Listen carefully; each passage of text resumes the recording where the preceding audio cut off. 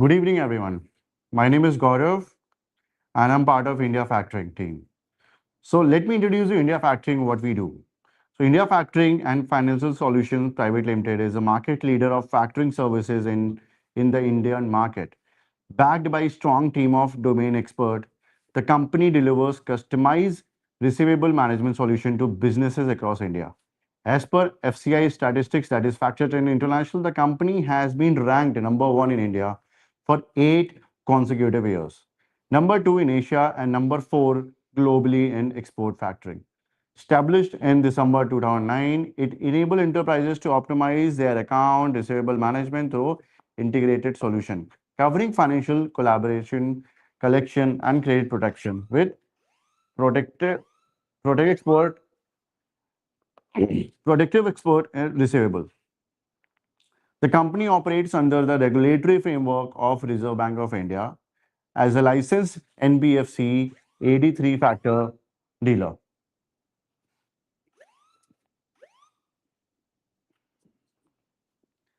It is full member of FCI, that is Factor Trade International, the world leading association of factoring companies, comprises over 400 members across 90 countries. India factoring work has been recognized in multiple local global forum and it is winner of various prestigious awards including FCI's Best Deal in Asia, Great Place of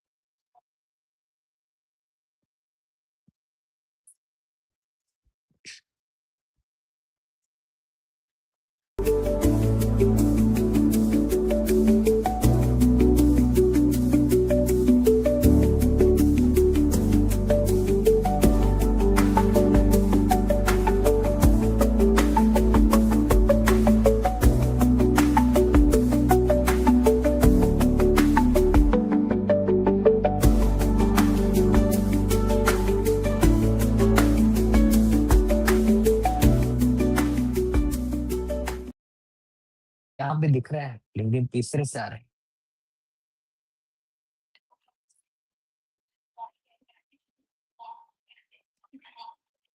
बहुत ज्यादा ही लगे।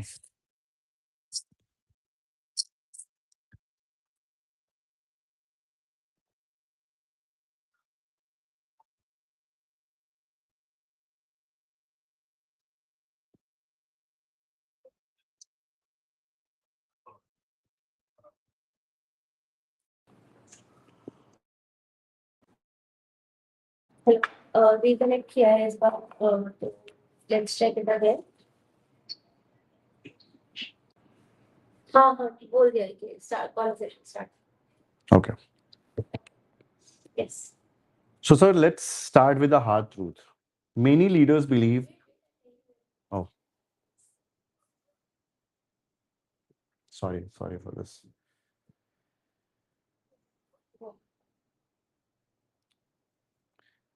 Uh, sir, let's start with the hard truth.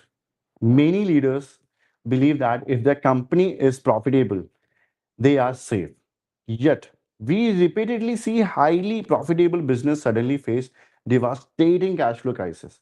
There are in recent past, there are quite a few examples which has shown that profitability, I don't know whether it's a growth parameter or it's just a show off parameter of a business.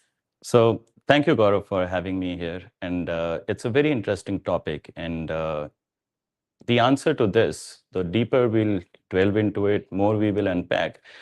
I'm sure it's going to be little offensive to common thoughts and ancient wisdom. Profitability is an indicator, but it's an indicator of financial growth. It's not an indicator of sustainability or resilience. Uh, I have come across a lot of leaders who always are very comfortable with their profitability till such time they actually take a, they go few layers below and actually see what profitability brings. There is a favorite dialogue of mine with great power comes great responsibility. Spider-Man, yeah. And yes, Spider-Man. And at the same time, similarly, with great profitability, your risk profile changes. And I hope we are able to unpack and delve deeper into it. Profitability definitely is a very important business factor, but it's not telling us the whole story. Okay. So, but in today's world, just now you mentioned that growth is itself, the profit is not the parameter to judge. So, there's something which is dangerous, Hmm. right? You're saying growth itself can sometimes become very dangerous or dangerous for the business. But most of the founder think growth is problem solving. It does solve problem of revenue, but it also add a lot of problems, and that's where we need to understand what profitability is. Profitability is it's an accounting construct, whereas your liquidity is your cash flow management, your liquidity discipline is what actually ensures your resilience of your business. We have seen a lot of organization who are very profitable, sustainably making profitable profits, but because of lack of cash flow discipline, you would see them fumbling beyond repair. Uh, Sales happen, your profit comes, you book your profit when a sales is concluded, right? But cash comes after 30 days, after Correct. 60 days, after 90 days, right? Now, what's happening in these 30 days, 60 days, 90 days? Your employees are not going to accept your EBITDA. Correct. Your banks are not going to accept anything other than their EMI payments or whatever payments are due. And your vendors are not going to buy your optimism, right? All of these people want cash. So what profitability does is, being such an enthusiasm parameter, it distracts us from the actual health of our business, which actually derives from liquidity. Are we liquid enough to have we estimated or had made any provisions in case there is any default by any of our payers? Now, like I said, profitability will keep on distracting us from the real growth parameter, which is liquidity and cash flow management. unless we have liquidity discipline, profitability becomes an irrelevant indicator of the health of business. I agree to your point, sir, that profitability will not give the safety of your growth. But yes, people outside probably will not agree to it. But yeah, profitability is cannot be only a primary parameter of judging a business growth. So, if not profitability, what would be the full picture of it? Where exactly the investors or the lenders should look at into a business, or itself the entrepreneurs should where they should look at? So I'll start from perspective of entrepreneurs when they are evaluating their own business. Uh, I'll give you an example. One of my clients, one of business leaders suggested that, every year they are doubling their profits, they are doubling their revenues, and that's a great news. That's something that gives a lot of comfort to their investors, their employees. But what is it not showing? When your revenues are doubling, so are your account receivables. Correct. So is your exposure around your sales, your inventory, your credit exposure, everything is doubling, Correct. right? And normally whenever we have such an aggressive profitability as an objective, 30 days becomes 60 days, 60 days becomes 120, 90 days, 90 days become 120 days, because we need to hit those targets. So apart from revenue, our risk profile is also doubling. Most entrepreneurs, they miss that mark. Growth can increase risk if liquidity discipline doesn't grow with it. So your profitability has to match your internal systems. And if it is not, you are sitting on a landmine, which can surprise you very nastily. I agree to that, sir, because that is something which is in today's world. If you look into the situation, geopolitical, whatever situation going on, we are in India. We have this. Uh, so just to ask, nowadays, India factoring, we are also experiencing the same.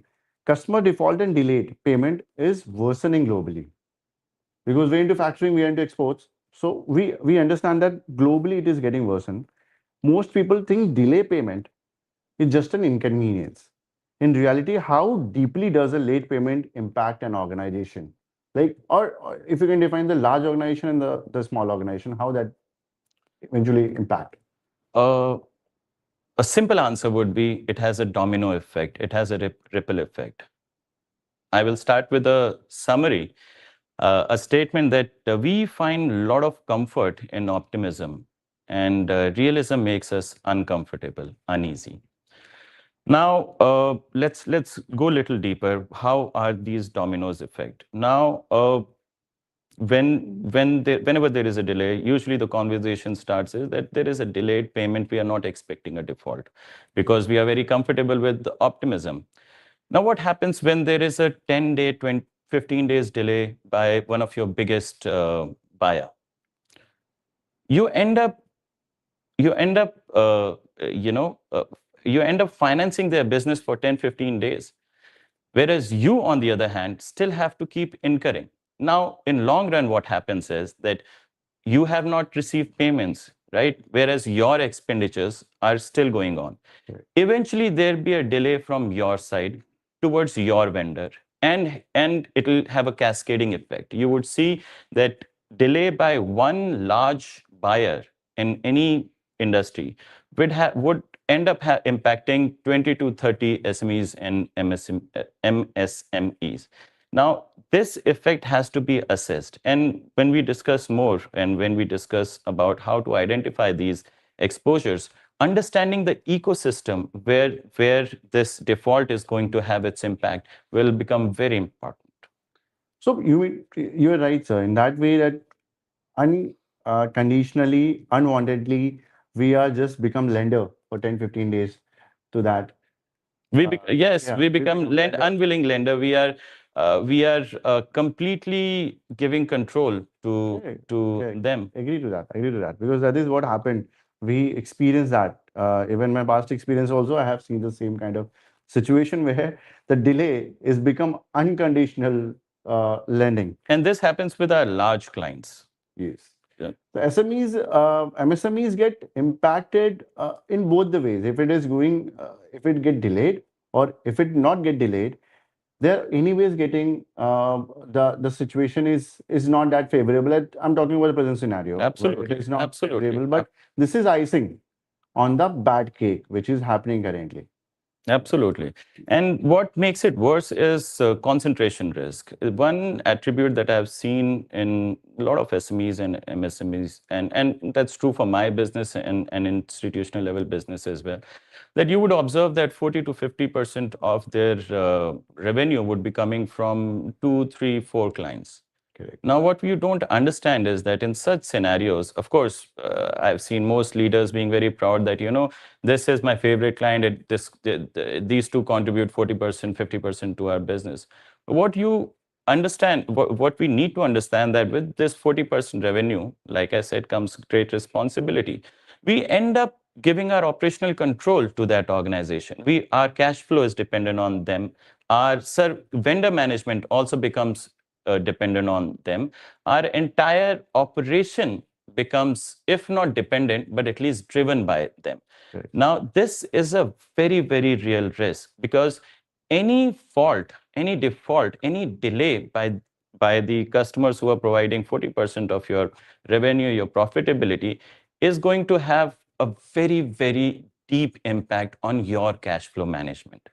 Right? Now, your buyer may have a bigger book, you may have a bigger book, but end of the day, these cash flow issues without discipline, without keeping a weather eye on it, can cost you irreparable damage. And then all the growth and profit story becomes irrelevant because Correct. your internal systems, your internal discipline, your liquidity discipline was not ready. It did not envisage such dependence. So with that 40% dependence comes 40% accumulation of your risk you end up keeping 40% of your eggs in one basket. Correct. So burning cash is one thing, and earning cash is another part of it. So what make a good customer to a bad customer? What is that? What is that significance? A value should be valued here that will be considered as a good customer and eventually become a bad customer. So simple answer, I will always give a simple answer. Customer is bad only when it's not paying. As long as they're paying, I don't think there are any bad customers. But it's an interesting question how we can envisage. See, a bad customer will become a bad customer when it's not paying. But what can we do about it? How we can foresee this before it actually coalesces? Uh, Before any financial deterioration in an organization, now this is a very underrated uh, uh, aspect, you would observe a behavioral deterioration. You would observe that, whenever there is a buyer who has started without any cause, has started renegotiating their contracts, renegotiating margins. If you see a sudden rise in, let's say, disputes in reconciliation, if you see top management becoming inaccessible to you, all of these are very small. Uh, Individually, they may seem insignificant, behavioral change. But when you culminate all of them together, it becomes a very clear sign that there's something off. There's something which has changed. Now, it could be a good change, it could be a bad change, it could be an obvious change, it could be a very rare change. But to ignore it would be catastrophical. These small behavioral changes are the first indicators, first mild indicators of something is about to happen. Something is just about. Now, in such scenarios, excuse me, the reality of risk is that it accumulates in silence, but it coalesces very loudly. So all of these silence indications will keep on accumulating till such time it makes a loud thud. And then you realize that, oh, now this good customer is probably my worst bane. Correct. Totally agree, sir. This is a typical scenario of any organization where the customer is paying is a good customer, is not paying is become a bad customer. But the idea is we should anticipate this rather than going through it. Correct. Right. I agree to that. One philosophical difference that I have seen between Indian corps and outside India is that, like I mentioned, and I think I'll be repeating it a bunch of time, that we find too much comfort in optimism. This client is 10-year-old, aa jayega paisa yaar. There's nothing to worry. They have never defaulted. But what we fail to understand is that every big corporate who has ever defaulted had a perfect score of perfect payment record till that date of default. So everything was okay till such time it was not okay. From risk management, from business sustainability, from resilience perspective, we should be able to, well, speculate, if not, uh, uh, expect it, but we should be definitely prepared for it, and we should definitely be keeping a weather eye on this. And this is the main difference between why profitability is an insufficient parameter to assess growth of an organization. So I totally agree to your point, sir, because that is something which is we Indians have this tendency to believe in optimism more and being more optimistic than the logical. The strategy. realism, yeah, realism is a very uncomfortable place to be. Yeah. So just to ask, does organizations get some hint or some kind of signals or symbols where the stress is going to happen, or they just miss these red flags, or they ignore it? I would not say ignore, but I would definitely say that it's not in the uh, view of most people who should be looking at it. Uh, these small signals, like I said, that they culminate into something big and ugly, and though they are silent, they are still visible. We should the whole objective of the whole approach towards resilience comes from ignoring the noise. You have profitable growth, great, but do you have a system which is growing in the same manner? Now this is your infrastructure. You should be having the same view at your with your buyers as well. Are there in internal compliance? Are their internal discipline matching their growth trajectory or not? Because understand, like I mentioned, it's going to be a dominoes effect. Anyone missing out one default payment, anyone missing one danger signal is going to impact everyone following in that chain. So there is significant impact of concentration of your customers, as well as there will be significant impact of missing or ignoring those red flags. Absolutely. This is- And this bill comes due in the most horrid fashion. Uh, I have a lot of stories, case studies in this context where we had a client, 40% of their business. The example that I mentioned is not imaginary or hypothetical. It's a client who had one customer, two customers, basically one group company contributing to 40% of their revenue, had a 20-year-old clear, payment history, not even a single day delay. And they failed to miss a simple observation that they used to make payments always 10 days before their due date. The first delay was for 2 days, and management ignored it by saying that, it was weekend, we understand. And that 2 day became 10 days, 12 days, 15 days. They were still confident, they're too big to fall. We don't have to worry about it. Till such time they learned that, court in Ontario has signed they have filed for their liquidation. Oh, Yes, yes. And there was no whiff.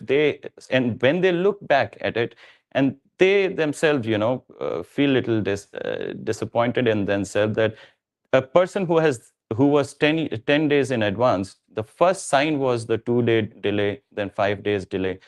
But like I said, the comfort of optimism made them close their eyes towards the real the real risk which was coalescing in front of them in real time. I agree to that, sir. So maybe in India, major of the, or India, even the world level, the global level, major of the MSME, the turnover, they are carrying some 100 to 50, 500 CR, equivalent to USD and equivalent to euros, whatever.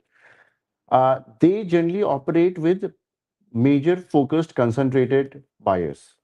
Suppose an OEM, which is based out in suppose China, or they're supplying only to one particular company or one particular senior or this the company who is manufacturing particular product.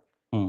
But how is that concentration risk at that point will be more dangerous for them at that point, because eventually they are manufacturing for them, and they can manufacture only for them because I'm talking about automobile where they have this they have to the entire setup, entire the For one OEM manufacturer. Correct. Yeah.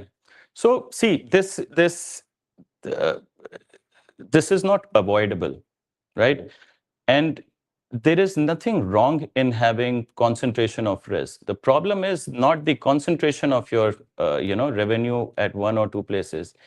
The problem is lack of awareness of it, lack of Correct. preparedness of it, right? Uh, if I have, if my, like I mentioned, that if I have consciously, unconsciously given my operational control to my bigger buyer, you have practically. If I given, my cash dependency is on them, I need to have a different league of discipline in my cash flow management.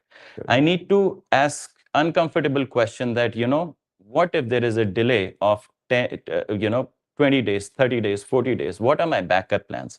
Am I creating reserves? Because trust me, whenever something like this will happen, the first thing, well, first, last, and the only option that you would have is to start dipping in your reserves, Correct. right? And the next step would be delaying your payments to other things. And then we will again go in a loop where everything becomes ugly and uncomfortable. So the problem is not concentration. The problem is lack of awareness and lack of preparedness of that concentration. You cannot avoid it, but you can prepare very well in advance. And any entrepreneur is aware of defaults risk. But like I said, we keep closing our eyes to it. We have to be uncomfortably okay to keep challenging it, to keep Correct. looking at it. I totally agree to that, sir, because that is what happened in the market. They just ignore the red flags, or they don't they don't signify these small on the trade term, the Small patterns. See, this is where, sorry, I'm interjecting, Gaurav, but this is where, you would see that AI can come to your assistance. So, so first of all, I must put a caveat that, and this is a very contrarian view, that AI is not intelligence. Artificial intelligence, as we call it, AI, mimics human intelligence because of its interface. In reality, it's a warehouse. It's a warehouse of knowledge, skills. AI is a tool, and it can do a lot of things faster than human beings. It can help you follow, identify those early patterns. You may ignore those 2 days, 3 days delay, right? But AI will not. AI is going to flag it, Correct. right? AI also has predictive models. So while I am very clear that decision making should not be ratified or should not be derived from artificial intelligence, but AI can definitely help you analyze your business and watch the patterns of your buyers and your vendors as well. This is where AI can actually help you highlight those small comfortable changes which culminate into an uncomfortable scenario. Correct. Agree to that, sir. AI will come later, sir, because I have a different thought to it. But yes, it is very similar to it what you mentioned. Ji. And so let's come to domestic market. Let's come to India trade, and we are the fastest major economy which is growing in the market. Currently, yeah, because of the war, we are little hooked up with the fuel pricing and other subsidy stuff. So, what is your view in India's biggest environment change which is happening in India at this point of time? The global view is the entire globe or entire world is looking at India at this point of time. How we are dealing with the formalization, geopolitical changes which is happening, the supply chain shift. Supply chain shift, I can give you example there where the from India to US, the shipment used to take 45 days, now it's taking 90 days. Yep. This is what is happening. And what is your view on digitization too? Just to understand your view and how you So are. that's a bunch of questions packed. Let me see how much I can unpack in one go. So yes, a lot of things have changed, and the scenario that we are currently may seem very random, but it is not. Before we talk about what we are, how where we are today, we need to understand how we came to be here, right? Correct. We saw a lot of regulatory changes from, let's say, from banking in 2008 to changes in Companies Act in 2013. After that, we had a Make in India movement, which attracted a lot of which practically made India one of the global manufacturing hub. Then came our China plus one strategy, where we are trying to compete and get more, manufacturing contracts in India. So India is growing. There is no doubt about it. And then comes the things that challenges our resilience, which is Ukraine war, Middle East, and Hormuz, Strait of Hormuz, which has actually contributed to delay in shipments, which is directly culminating into delay in payments, which is directly culminating into defaults, right? Which is also so we are in one of the most interesting times as of now. And honestly, at this point in time, I will say that I am very optimistic with all these changes. But in no way this enthusiasm of optimism should let us astray from the actual exposures, right? Right.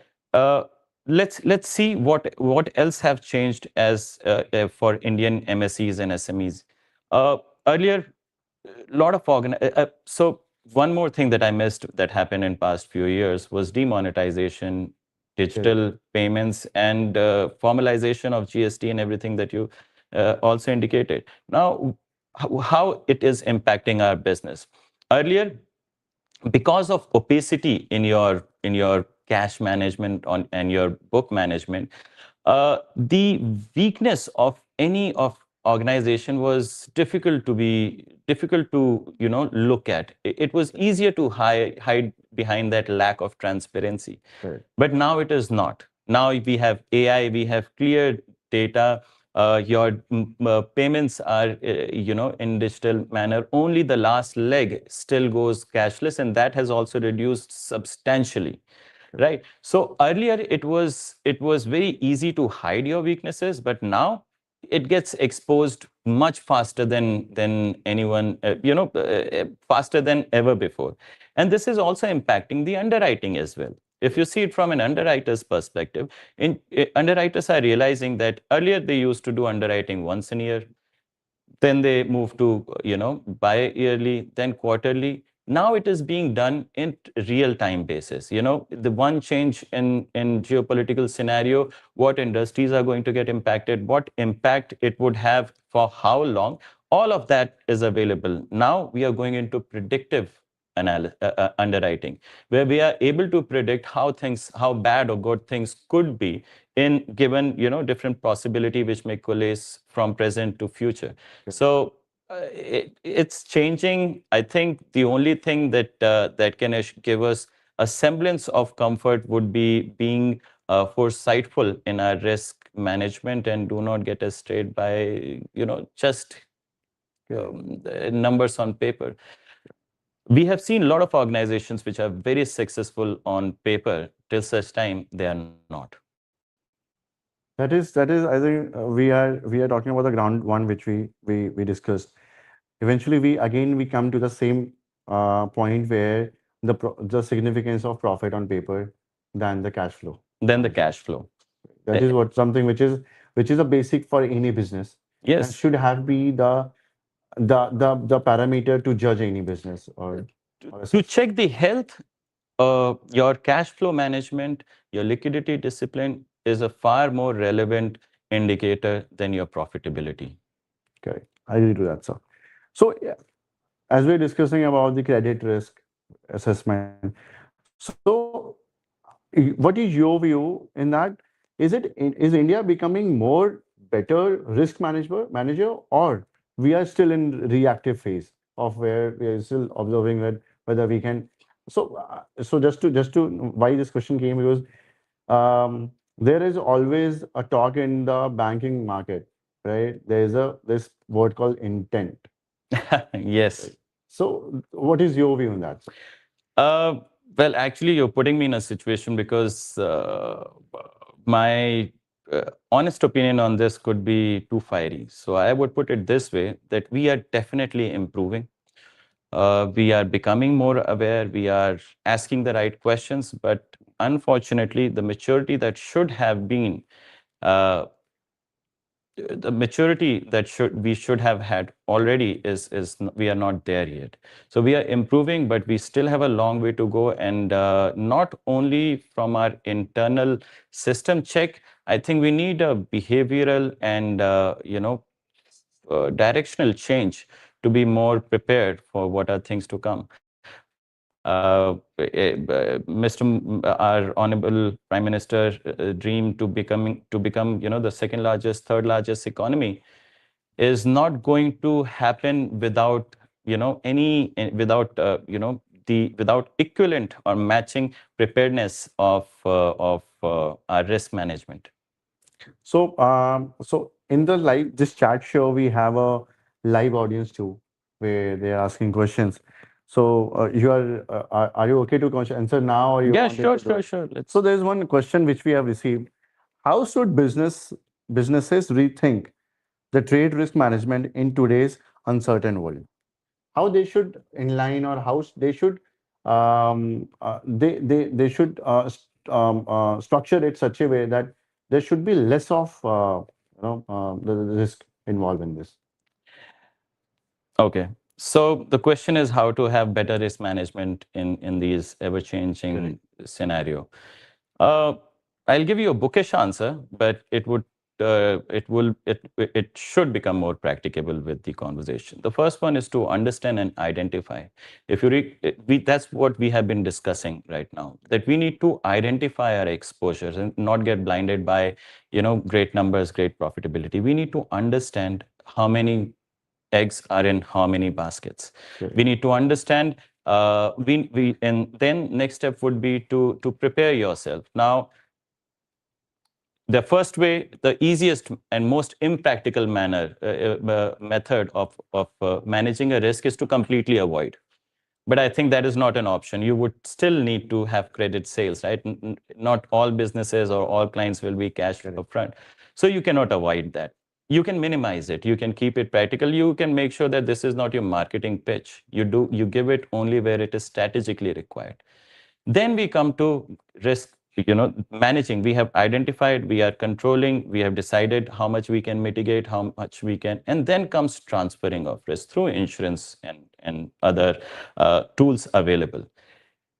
And this is still not the end of the journey. You still have to keep a weather eye on all these different aspects. The whatever risk you have identified today may change after one speech by Trump or our PM, right? Correct. So you have to keep you need a certain level of automation. I will not want to use AI as a solution, immediate solution, but yes, AI automated check on how the risk that you have identified earlier are changing, how your customers, your clients risk profile Correct. is changing. Like I mentioned, that one ripple in their industry, if your client's client, if you're expecting a delay or change in that industry, you should prepare yourself, because that you are in part of that supply chain and it is going to impact. So you have to be foresightful.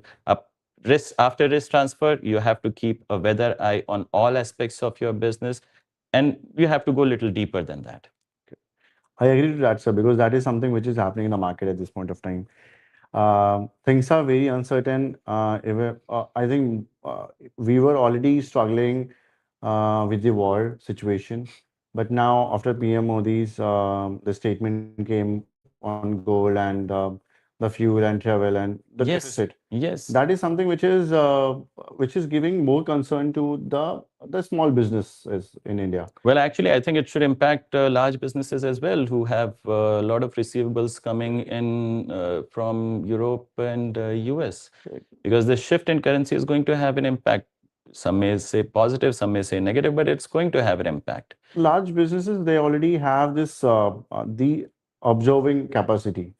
They, if suppose I understand they have a concentration, they also have a concentration risk, but the deconcentration would be at the larger level, where if any default happen of suppose 100 crore rupees to a 10,000 rupee 10,000 crore company, it just not very significant. It will be impacting on their EBITDA and every possible way, the provisions, their write-offs, everything. But at the SME level, where the turnover of that particular company is suppose 100 crore rupees or 10 crore rupees, 10% of the receivable default or delay might impact. Well, actually, it seems that you're telling two stories, but actually, it's not. It's the same story. The default of that 10 crore would be a ripple effect of a default by 100 crores by a large organization, Correct. which would culminate down to their suppliers, to their suppliers, to their suppliers, to their suppliers, eventually reaching to someone who cannot absorb it. Correct. So I agree with yes, these are not two different. This is in fact, different pearls in the same necklace. Correct. I agree to that, sir. So let's talk about real world. So we were talking about more of credit risk. We're talking about more of the bad risks, bad risk, good risk. So can you give me any live examples where you have seen or observed that the credit risk has been played a role, and how that company got into a more worsened situation? The example that I just gave is a perfect example that a 20-year-old relationship client was comfortable till almost 50 days of default. They were very comfortable till such time they actually heard the news that they have already filed for liquidated damages. Now, loss may be only 60, 70 crores of, not only, loss was 60, 70 crores of pending invoices. But it was one of their largest client. Now they do not have a backup, and the recovery expected is less than 3 to 4%. Yes, Oh. yes, because they were not keeping an eye because of the comfort, because of the optimism, the enthusiasm. They were very confident, and they were confident till such time they were not confident, right? After that, they are very wary of evaluating their buyers on real time basis, just to make sure there is no more default. But I think things would have been far better for them if they would have done it before learning from this mistake. Yeah. It is very interesting, sir, because this is something which is people just ignore it, and these are topics which people avoid to discuss. Yes, and this is what I indicated, that we would be far more comfortable in the optimism that yeah, they are too big to fall. They're one of the biggest XYZ of XYZ country. They are not going to fall. But as I said that till such day there is no default. Mm. There was always a perfect story of payment by that organization. Sure, sir. So in the live chat, we have another question. So how does the global disruption change the trade risk strategy in the present world? And just there's a two question basically. This is one question on what separate proactive trade risk, the management from reactive firefighting. It is similar, which we discussed, but Yes. See, being reactive is not going to help you, because like they say कि आग लगने के बाद कुआं खोदने का कोई फायदा नहीं है. correct. So the question I think is that how proactive can we be, and how? Like I said, that the first question that we discussed, the first approach was profitability versus growth. And like I said, this is going to be little offensive to common Uneasy sense. for them. Yeah, uneasy, right? So once you realize that, you want more profitability, you should always be excited about it, but do not let it distract you. Correct. You should be more driven by your liquidity discipline. You should always ask, this is good, but what if it turns bad? Am I prepared for that? Right? If it does not happen, you may lose a little bit of interest income. You may end up, making some small expenses. But all of those expenses in 1 decade, in 2 decades, in 3 decades will still won't hurt your book as much as one bad news, one default will. Right? Correct. So be excited about your optimism of profitability. Do not distract. Now, how we can prepare? Like I mentioned, AI is a tool available to everyone. Invest in that. What do you want your AI to do? You don't want to delegate decision making to them. AI should not supplement or complement your decision making. It should provide you answers that you ask. Otherwise, you end up seeing AI ratifying your decisions, or you ratifying AI's suggestion. Correct. Avoid that confusion. Use AI to predict and flag any risk that they perceive, because they AI is going to observe, evaluate patterns faster than us, better than us, right? This is where you can use AI to ensure that all flags are hoisted and flagged at the right time before it's too late. Correct. And the Totally. third thing I must say, because I'm an insurance broker, do assess insurance risk transfer through insurance products as well, especially in new territories, especially when you see a concentration of your revenue coming from one location, one geography, one country. These are the basic hygienes that you can do with the current instability, I would not say, but let's say current volatile geopolitical scenario. Correct. We have seen the live example of that when the Trump gave this tariff. Yes, US yes. gave the tariff on the shock news, and eventually that the entire textile industry in India is there were I still remember I in my other organization I funded quite a good textile units, and one of the textile unit I was talking to the CFO, and he was also not sure what to do next. And he was like, even he don't know where this is going, because they have orders. US already running as a low inventory, and you are almost putting a tariff so eventually that is impacting more US than India. But we are also getting impacted. It's the same. We are in the same ball. It is the other side of it. Absolutely. See, on a lighter note, I think AI can do a lot of prediction for you based on data. But what Trump is going to do tomorrow morning is something that not even Trump knows. So that's on a lighter note. No offense intended on anyone. Yeah, exactly. So in the live chat, we have got another question, right? So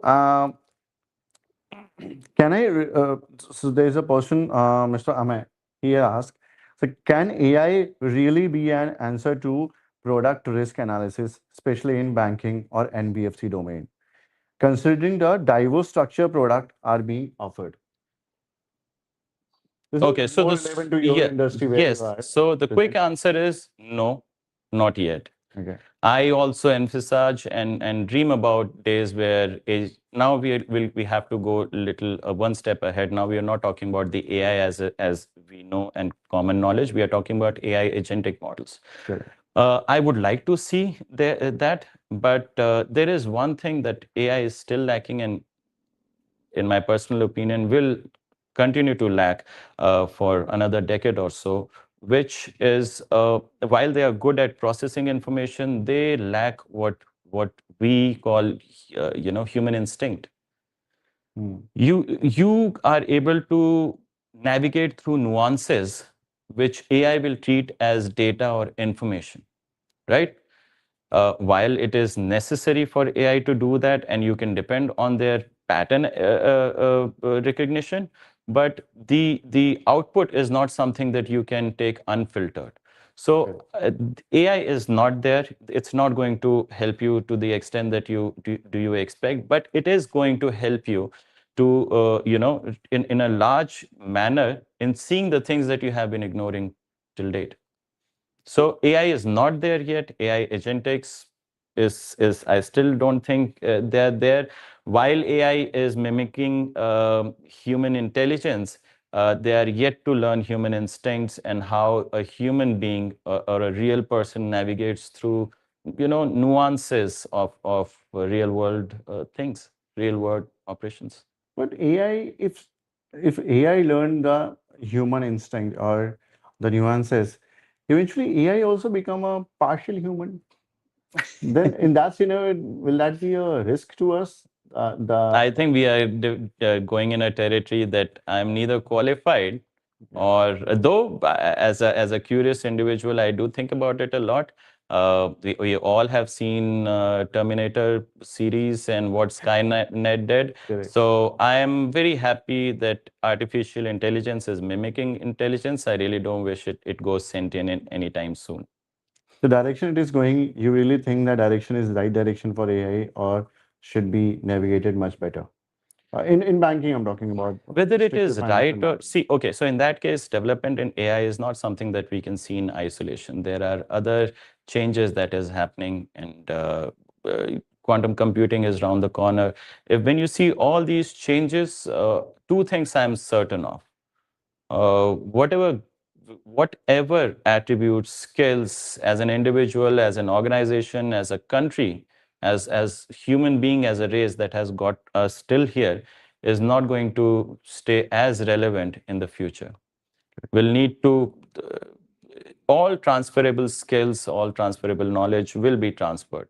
I think everything will boil down to difference of what AI cannot do and what humans can do, and which would again can be summarized into human instincts.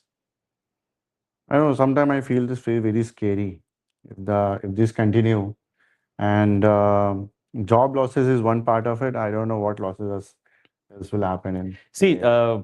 of course, I was very young when what was that? Computerization happened in .NET PSU. and you're talking Yes. about And, everyone thought that a lot of people are going to lose job, but it did not. It actually created more job options. I Yeah. think similar fate will be with AI. A lot of things that humans do can be delegated to AI, and it doesn't mean that you lose job. It means that you are free to do something better, something more complicated, something more suitable to just human beings. Yeah. So I think AI is not going to um, marginalize. In fact, if done properly, more consciously, it is going to highlight the humanness of human beings. Perfect. So AI can be your carrier to the further growth, or it can reverse too. Both the ways that you have to decide as So, an individual. like I said, AI is a tool, right? A tool is as good as the hands that wields it. Correct. So I it agree would to that. depend on that. Correct. So, sir, now come back to finance again. We talking about credit risk. We're talking about business risk. Now, what is your view towards the business fraud or the Business. intent fraud, or the frauds which is happening, the credit risk fraud? You work very closely with the financial situations where the frauds happen, or the other part of it, or the risk fraud, which you do primarily. So, what is your view on that? What is happening in India and how this going to Well, impact it us? is, I think I wish there was a better way of saying it, but it is as worse as it has ever been. Fraudsters, the fraud actors are becoming smarter. They have more information. They have access to technology like ever before. We are seeing, a plethora of claims coming from employees who have been part of system for decades.